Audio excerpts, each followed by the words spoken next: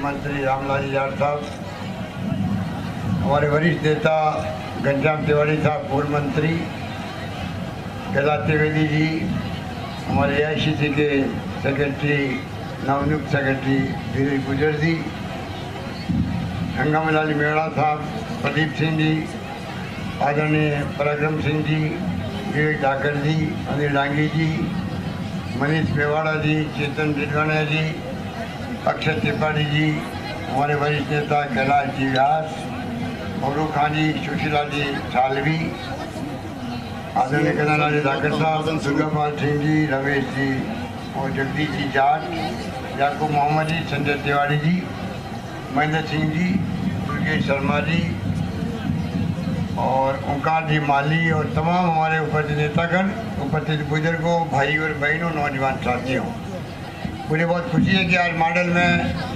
आप सबसे मिलने का सौभाग्य मिल रहा है।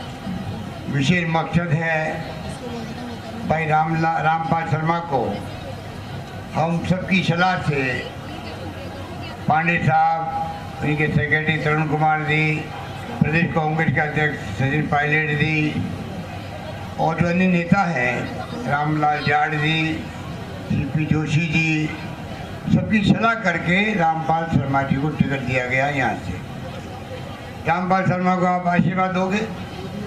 फिर UID चेयरमैन थे ये भीलवाड़ा में, तब भी बहुत शानदार काम किया था यहाँ पर शहर के अंदर भी, और आप अब इनको आशीर्वाद दोगे तो मैं समझता हूँ कि ये आपके एक मजबूत नुमाइंदे के रूप में आपकी पैरवी करेंगे, आपके बीच में आते जाते रहेंगे, आपके सुख दुख में साथी बनेंगे, विकास के लिए कोई कमी नहीं रखेंगे और आपकी परेशानी होगी व्यक्तिगत भी, उनको दूर करने के लिए प्रयास करेंगे। यही बातें की जाती है किसी उम्मीदवार के बारे में जिस पे खरे उतरेंगे। आप सबको मालूम है कि कांग्रेस के उम्मीदवार होना बहुत बड़ी बात होती है, क्योंकि कांग्रेस पार्टी का खुद का बहुत बड़ा त्याग का, बलिदान का, कुर्बानी का इतिहास है। आज़ादी के पहले भी, आज़ादी के बाद के अंदर भी। इंदिरा गांधी जी शहीद हो गई देश के लिए, खालिस्तान नहीं बनने दिया देश को, बांग्लादेश को आज़ाद करवा दिया, और आज जो कुछ दिख रहा देश वो आपके सामने है। ये आज़ादी के बाद का विकास है देश के अंदर। आज़ादी मिली तो तन पे कपड़े ढकने के लिए नहीं होते थे, गरीबों के पास भी स्थिति थी। बिजली की बात छोड़ दो, बिजली कोई क्या होती समझते नहीं थे लोग। ना खाने के लिए कोई साधन थे, ना सड़कें थी, ना अस्पताल थे, ना स्कूलें थी। आज तो देखो गांव का बैंकें खुल गई है जब से इंदिरा गांधी जी ने, पहले बैंकों के मालिक बड़े बड़े पूंजीपति हुआ करते थे। इंदिरा गांधी ने एक झटके के अंदर 14 बैंकों का कर दिया, राष्ट्रीयकरण कर दिया। सरकार ने अपने कब्जे में ले ली, आदेश दिया कि ये बैंकें खाली बड़े बड़े शहरों में रहेगी तो गांव के गरीब को कैसे लाभ मिलेगा। ये सोच के उन्होंने लाखों ब्रांचेज खुल गई गांव के अंदर, तमाम सभी बैंकों की। आराम हो गया किसान को भी, नौजवान को भी, कर्जा लेने वालों की भी। ये पहले तंत्र नहीं था, आपको सबको मालूम होना चाहिए, अधिकांश लोगों को मालूम है, नई पीढ़ी को मालूम नहीं है। इसलिए मोदी जी ने टारगेट बनाया है नई पीढ़ी को गुमराह करने के लिए।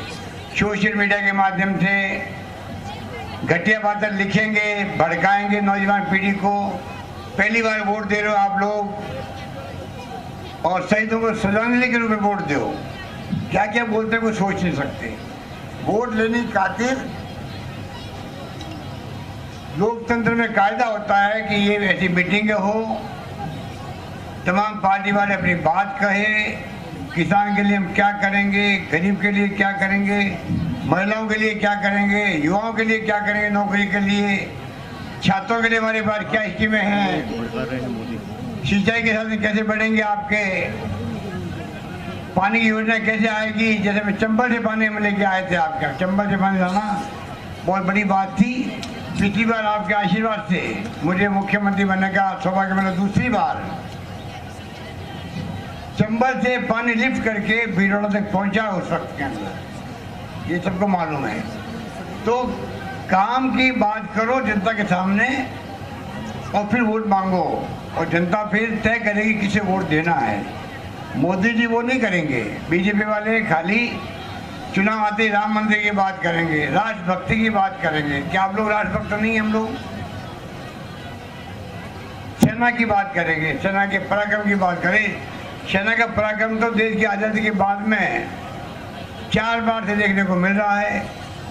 62 की लड़ाई चाइना के साथ हुई थी, 65 का युद्ध हुआ था पाकिस्तान के साथ में, लाल बहादुर शास्त्री जी थे प्रधानमंत्री, हम लोग जीते, और जय जवान जय किसान का नारा उन्होंने दिया था, जो आज भी लोगों को याद है।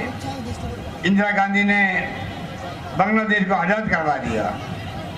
करोड़ों हजार उनके नियाजी के नेतृत्व में जो फौजें थी पाकिस्तान की, 93,000, उन सबको हथियारों में सहित सरेंडर करवा दिया। उनमें जनरल, कर्नल, मेजर, सैनिक सब थे।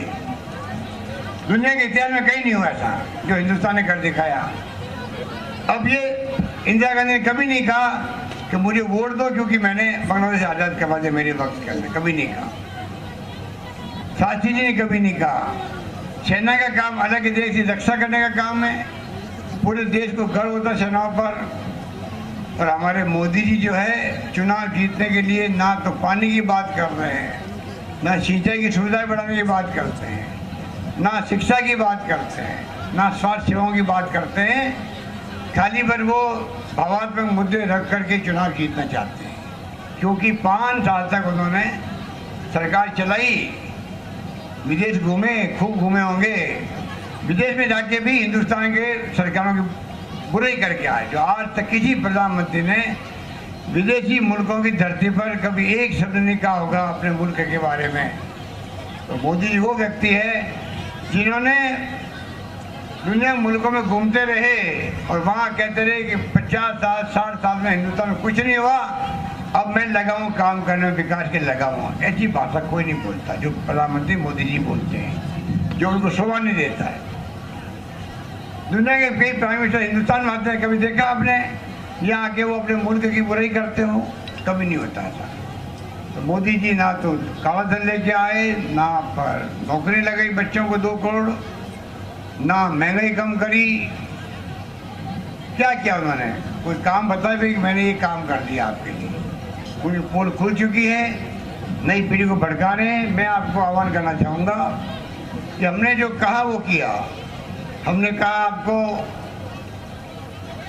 कर्जा माफ करेंगे, हमने कोऑपरेटिव बैंक के कर्जे, भूमि विकास बैंक के कर्जे माफ कर दिए। राष्ट्रीयकृत बैंक जो है वो केंद्र सरकार की होती है, बातचीत चल रही है।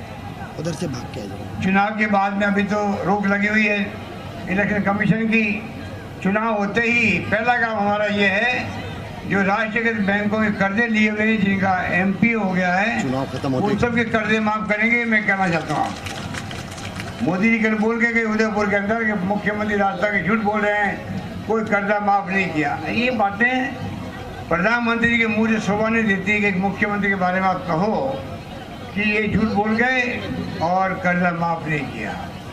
कितने अपने कैंप लगाए कर्जा माफ करने के, कोऑपरेटिव बैंक वालों ने कैंप के कर्जे माफ किए, कर्जे के सर्टिफिकेट दिए, पूरे रास्ते में कैंप लगे, महीने भर तक कैंप लगते गए। और मोदी जी कह रहे हैं कि आगे मुख्यमंत्री झूठ बोल के वादा खिलाफी कर, पाकिस्तान की बात करते हैं मुख्यमंत्री। आप बताइए कैसे सपने आते हैं प्रधानमंत्री जी को?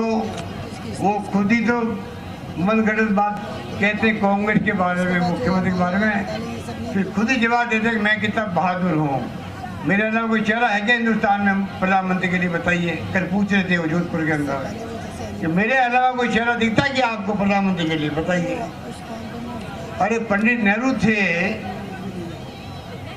तब जब उनका देहांत हो गया तो लाल बहादुर शास्त्री जी प्रधानमंत्री बन गए, जिन्होंने अपना नाम कमाया। उनका देहांत हो गया, इंदिरा गांधी प्रधानमंत्री की महिला थी, 16 साल तक राज किया देश के अंदर। और मोदी जैसे बोलते हैं जैसे कि कोई चेहरा है नहीं देश के अंदर, कि राहुल गांधी चेहरा नहीं दिखता उनको, जो नौजवान है, समर्पित है, नई नई योजना लेके आ रहा है। और न्याय योजना लेके आया गरीबी हटाने का, 6,000 रुपये, सुन लीजिए आप बहने माता बैठी हुई है, क्योंकि महिलाओं के नाम के खाते में आएगा, पति के नाम का नहीं आएगा। 6,000 रुपये प्रति माह आपके बैंकों के खाते में आएंगे। 25 करोड़ लोगों का आएगा देश के अंदर। न्याय योजना लेके आए, न्याय योजना लेके आए। गरीबी हटनी चाहिए, ये सोच करके लेके आए।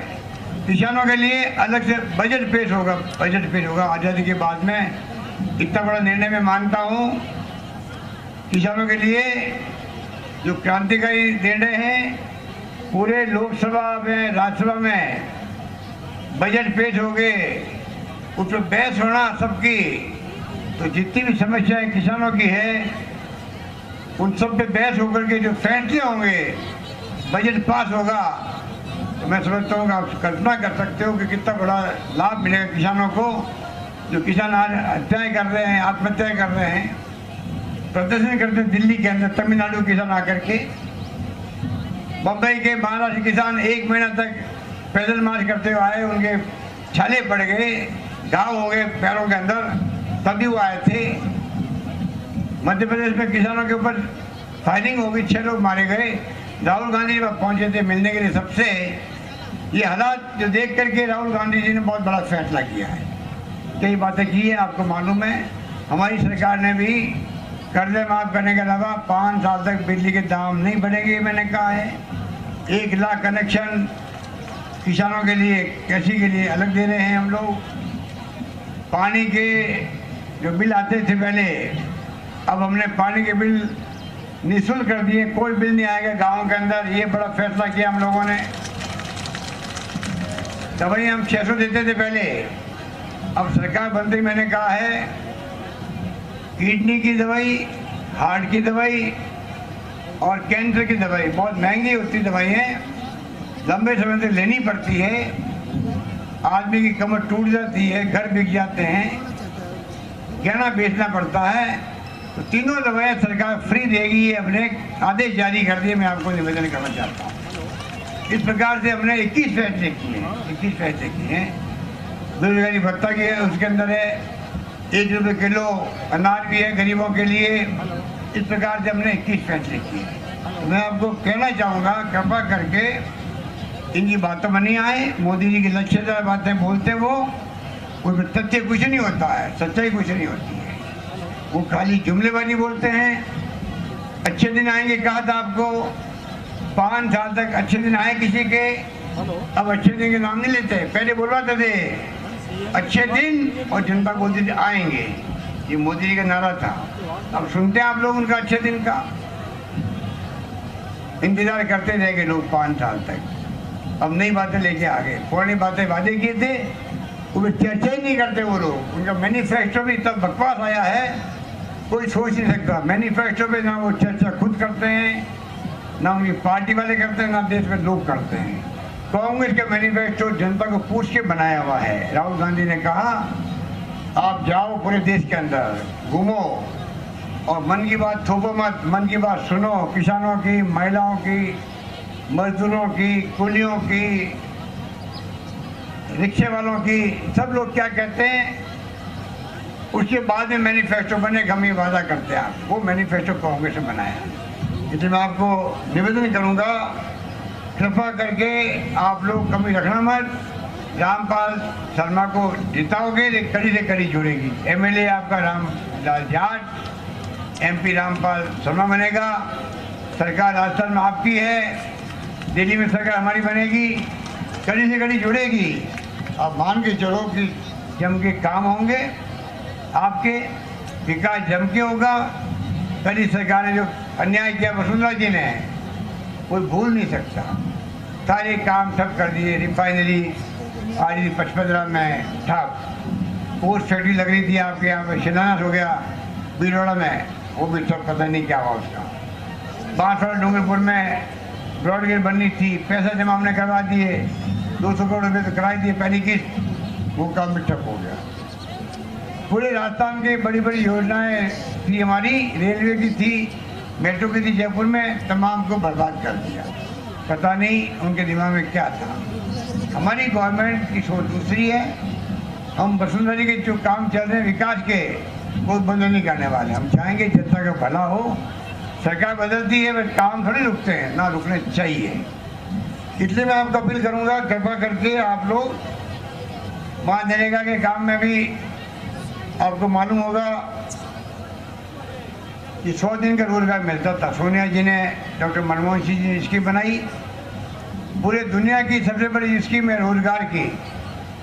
उसको लेके आए, पहले काम के लिए मांगना पड़ता था अकाल सूखे में, अब कोई मांगने की जरूरत नहीं पड़ती। बिना मांगे उसे मांगोगे, अकाल पढ़ो या नहीं पढ़ो, 100 दिन की काम की गारंटी पार्लियामेंट से दे दी गई है पूरे देश को। जब मांगोगे काम मिलेगा आपको। अब राहुल गांधी जी के मैनिफेस्टो में 100 दिन की बजाय 150 दिन कर दिए गए। मैं आपको निवेदन करना चाहता हूँ, आपके जिंदल का कारखाना आ रहा है, सरकारी उपक्रम है, उसका कारखाना अलग आ रहा है। इस प्रकार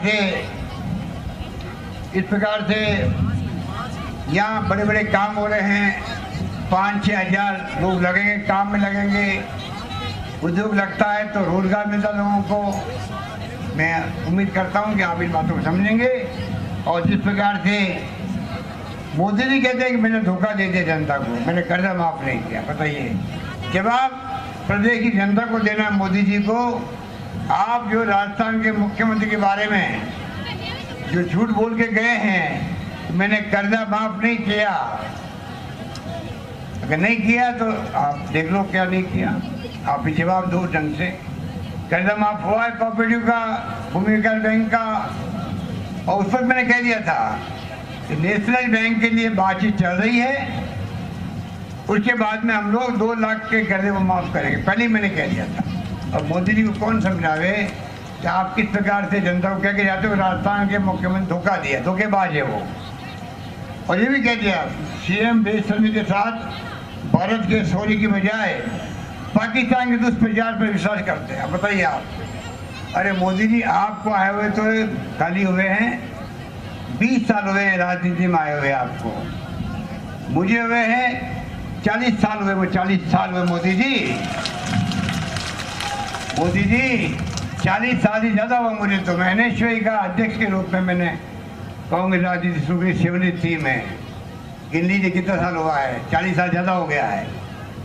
तो मोदी जी इस प्रकार की बातें आप कर रहे हो, आप ही मुख्यमंत्री रहे हो, और ये मुख्यमंत्री के बारे में प्रधानमंत्री के इस प्रकार बोलना।